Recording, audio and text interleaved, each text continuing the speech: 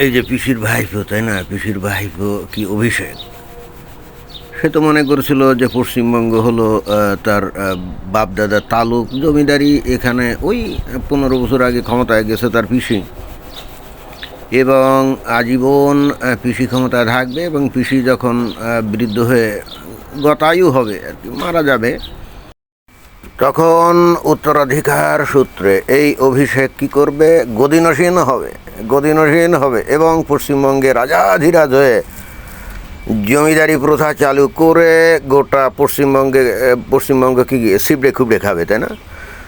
মগের মুল্লুকের রাজত্ব কায়েম করবে, মুঘল বাদশার মতো জীবনযাপন করবে, এরকমই তার ধান্দা ছিল। কিন্তু হঠাৎ করে বিজেপি কোথা থেকে উড়ে এসে এবার জুড়ে বসছে। হায় হায় হায়, তার স্বপ্নের পরিসমাপ্তি। এবং এই ছেলেটা এত বেয়াদব এবং এত উদ্ধত, এখানে এই যে একটা অনুষ্ঠানে সে কিন্তু ওই বিজেপির নেতাকর্মীদেরকে হুমকি দিচ্ছে।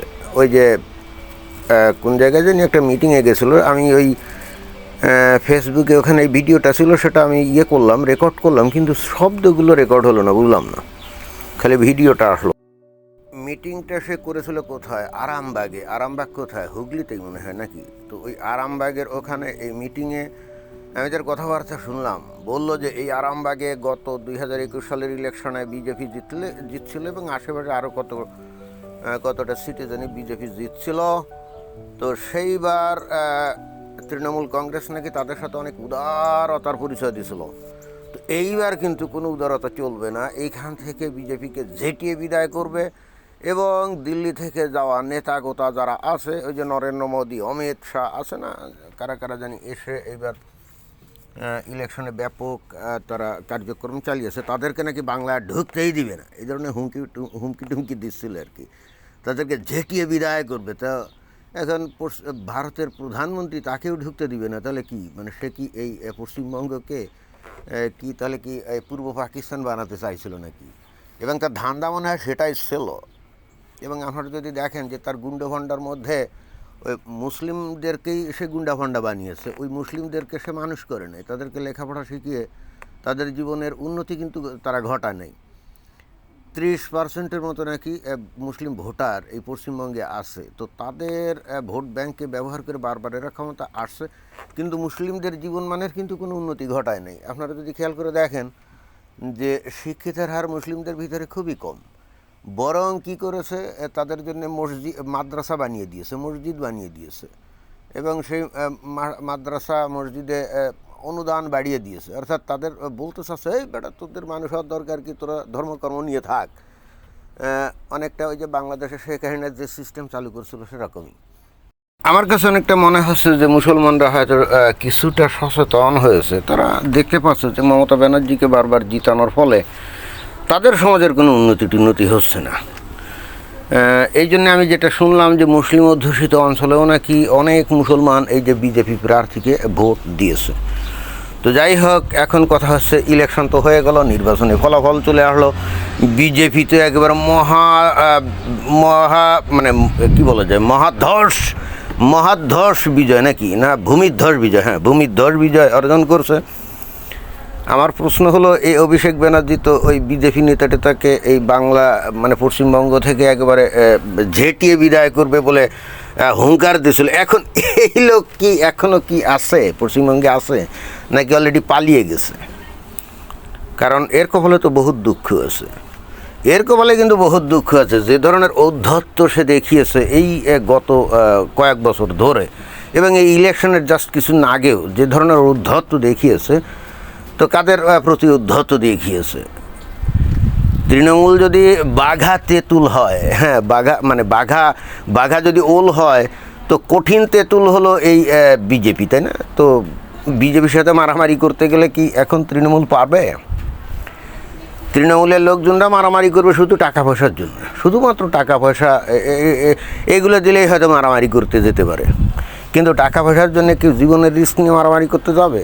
বাট ওই বিজেপির যে সমর্থক, তারা তো ভাই আদর্শের সৈনিক, তাই না? তারা হিন্দুত্ববাদী আদর্শে উজ্জীবিত, এবং এর জন্যে অনেকটা তারা জীবন দিতেও অনেক ক্ষেত্রে হয়তো পিছপা হবে না। তো কাদের সাথে লড়াই করবে? এই বাংলাদেশের মুসলমানরা কিন্তু এই পশ্চিমবঙ্গের একটা বিশাল উপকার করে দিয়েছে। আপনারা যদি দেখেন যে গত যে ইলেকশন ভারতের সীমান্ত অঞ্চলে বাংলাদেশের যে জেলাগুলো আছে ওই সমস্ত জেলাগুলোতেই কিন্তু এই জামায়াত, বাংলাদেশের মৌলবাদী যে দল, এরা কিন্তু ভূমিধ্বস বিজয় অর্জন করছে। আপনারা যদি দেখেন, গ্রাফ যদি দেখেন, এবং এইটা বাংলাদেশের জন্য একটা বিশাল, ওই পশ্চিমবঙ্গের এই ইলেকশন একটা বিশাল প্রভাব বিস্তার করছে। পশ্চিমবঙ্গের লোকজন বুঝতে পারছে যে এখন যদি আমরা এই তৃণমূলকে আমরা যদি এই পশ্চিমবঙ্গ থেকে ঝেঁটিয়ে বিদায় না করি তাহলে তাদের অস্তিত্ব নিয়ে টানাটানি পড়ে যাবে। এইটা আমার মনে হয় যে তারা বুঝতে পারছে। বাট যারা নাকি এতদিন এই পশ্চিমবঙ্গ ধ্বংসের কারিগর এবং যাদের প্ল্যানই ছিল পশ্চিমবঙ্গকে ধ্বংস করে হলেও তারা ক্ষমতায় থাকবে, এই যে অভিষেক ব্যানার্জি যে হুঙ্কার টুঙ্কার দিচ্ছে যে বিজেপিকে এখান থেকে মানে তাড়িয়ে দিবে, এখন এই অভিষেক ব্যানার্জি কি তার বাড়িতে আছে নাকি? শুনলাম সেখানে নাকি মিলিটারি দিয়ে পাহারা দেওয়া হচ্ছে, নিরাপত্তা রক্ষী দিয়ে। এখন এটার উদ্দেশ্য যাতে পালিয়ে ভেগে যেতে না পারে এই জন্যে নাকি? আমার কাছে তো সেরকমই মনে হচ্ছে। হ্যাঁ, বিজেপির নেতাকর্মীদের উচিত এই লোকটা যেন পালিয়ে যেতে না পারে, কোনোভাবেই পালিয়ে যেতে না পারে। যদি অন্যায় অত্যাচার কোনো কিছু করে থাকে, ক্রাইম যদি কোনো কিছু করে থাকে, এবং অবশ্যই করছে, ব্যাপকভাবেই করছে, আর দুর্নীতির তো একেবারে পুরো চ্যাম্পিয়ন, তো একে আইনের আওতায় এনে এর একেবারে দেখিয়ে দিতে হবে যে এরা যা মনে করছিল এই হিন্দুদেরকে, আসলে তো বোকাচোদা ছাড়া আর কিছুই মনে করতো না এই পশ্চিমবঙ্গের হিন্দুদেরকে, এবং এদের দ্বারা ব্যবহৃত হয়ে হিন্দুরা যেভাবে এদেরকে আবার ভোট টোট দিয়ে ক্ষমতায় বসাতো, সেই সূত্রে আমাদেরও তো ওই একই রকমই মনে হতো যে পশ্চিমবঙ্গের হিন্দুরা আর যাই হোক মানুষ না। এবং এটা নিয়ে একটা ভিডিওতে প্রচণ্ড গালিগালাজও করছিলাম, আপনাদের মনে হয় স্মরণ আছে। যদিও অবশ্যই একটু অস্বাভাবিক অবস্থায় ছিলাম, যে কারণে গালিগালাজটা করছিলাম। স্বাভাবিক অবস্থায় তো অবশ্যই করতাম না, তাই না? কিন্তু এখানে করছিলাম বস্তুত 15 বছর ধরে এই একই খেলা, একই রঙ্গ তামাশা দেখতে দেখতে ভাই আমাদের তো একটা সহ্যের সীমা আছে। ভারতে কি ক্ষমতায় থাকলো না থাকলো তাতে আমাদের কিছু যায় হয় না, কিন্তু তারপরও যদি কিছু সুট্টা বদমাস দুর্নীতিবাজ, মানে তারপরে গুন্ডা বদমাস, এরা যদি কন্টিনিউয়াসলি মানুষদেরকে বোকা বানিয়ে ক্ষমতায় থাকে, ভাই একজন বিবেকবান মানুষ হিসেবে এটা তো আমাদের অ্যাড্রেস করা উচিত, তাই না? আর তাছাড়া পশ্চিমবঙ্গের মানুষ এবং বাংলাদেশের আমরা তো আসলে কালচারালি তো একই, তাই না? তো তাদের প্রতি তো আমাদের একটা দায়বদ্ধতা থাকে। অবশ্য অনেকে বলবে ভারতে পশ্চিমবঙ্গে কে ক্ষমতা আসলো না আসলে এটা নিয়ে দায়বদ্ধতা তোমার কি? আরে ভাই, একটা মহান কাজের দায় মাথায় নিতে কারো অনুমতি লাগে না। হ্যাঁ, কে আমাকে দায়িত্ব দিল এগুলো কি কেয়ার করে নাকি? আমার কাছে মনে হয়েছে এগুলো নিয়ে একটু কথা বলা উচিত, তাই বলি। ধন্যবাদ।